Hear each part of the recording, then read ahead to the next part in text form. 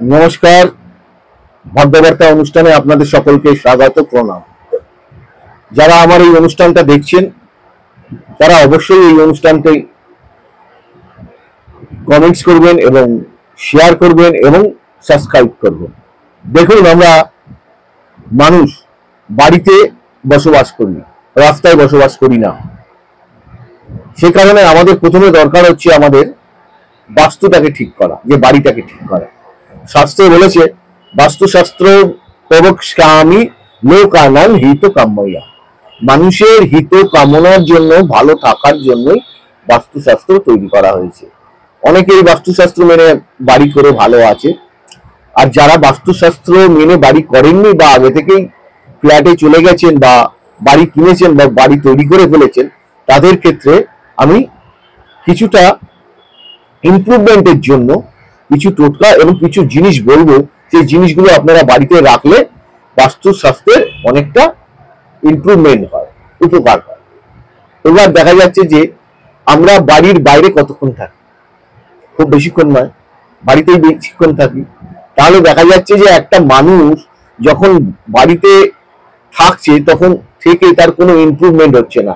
সাংসারিক বিরাট গোলযোগ, অশান্তি, ছেলেপুলে মানুষ হচ্ছে না, ঠিক মতন কথা শুনছে না। এর পেছনে নিশ্চয়ই কারণ আছে। হরস্কোপ তো একটা বিশেষ কারণ, হরস্কোপ তো দেখতেই হবে, এবং সঙ্গে ঠিকুজি কুষ্টি বিচার, হাতের বিচার এবং বাস্তুশাস্ত্রের বিচার অবশ্যই দরকার। এটা এটা প্রতিটা মানুষের ইন্ডিভিজুয়াল দরকার আছে।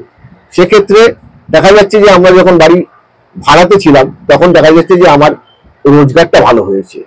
আমি বাড়ি তৈরি করলাম বা বাড়ি কিনলাম, তারপরে দেখা যাচ্ছে যে রোজগারটা কমে গেল, সাংসারিক ঝামেলাটা বেশি বেড়ে গেল, স্ত্রী কথা শুনছে না, শারীরিক অসুস্থতা, বিভিন্ন রকম অবস্ট্রাকশন দেখা দিচ্ছে। এর কারণটা কি একটু চিন্তা করুন তো।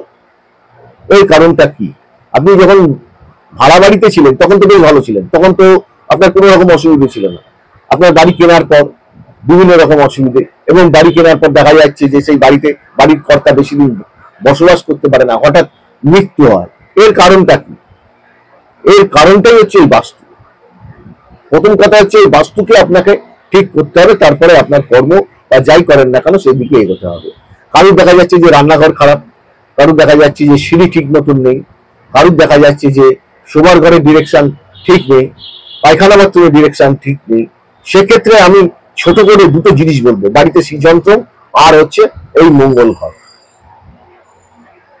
এই মঙ্গল ঘট প্রতিষ্ঠা করলে আপনার বাড়ির বাস্তু কিছুটা অশুভ প্রভাব কেটে যাবে। এটা আমি আপনাদের গ্যারান্টির সাথে বলছি। আমি অনেককে দিয়েছি এই বাস্তু শাস্ত্র মঙ্গল ঘট। এই মঙ্গল ঘট প্রতিষ্ঠা করার পর বাড়িতে অনেক অশুভ প্রভাব কেটে গেছে এবং ইমপ্রুভমেন্টও হচ্ছে। এই মঙ্গল ঘট তৈরি করতে গেলে কিন্তু আপনাকে মঙ্গলবার দিনই তৈরি করতে হবে, এবং বাড়িটা প্রতিটি সদস্যের নাম এবং গোত্র দিয়ে তৈরি করতে হবে। বাজারে কিনতে পাওয়া যাবে না, কোনো তীর্থস্থানে ওই মঙ্গল ঘট কিনতে পাওয়া যায় না। এবং এই মঙ্গল ঘট প্রতিষ্ঠা করলে আপনাদের বাস্তু অনেক অশুভ প্রভাব কেটে যাবে। আর যদি পারেন মাঝে মধ্যেই আপনারা বাড়িতে নারায়ণ পুজো দেবেন বা হরিনাম সংকীর্তন দেবেন, এবং নারায়ণকে তুলসী দান করবেন 108 মন্ত্রে। যারা আমার সাথে যোগাযোগ করতে চান তারা মা তারা জ্যোতিষ কার্যালয় নেতাজি মূর্তির পাশে অবশ্যই আসতে পারেন। যদি ওখানে না আসেন মন্দিরেও আসতে পারেন। মা তারা সর্বমঙ্গলা মন্দির, রানাঘাট থানাপাড়া। যোগাযোগ নাম্বার হচ্ছে 94 34 11 20 40। আরেকটি নাম্বার 8927759550।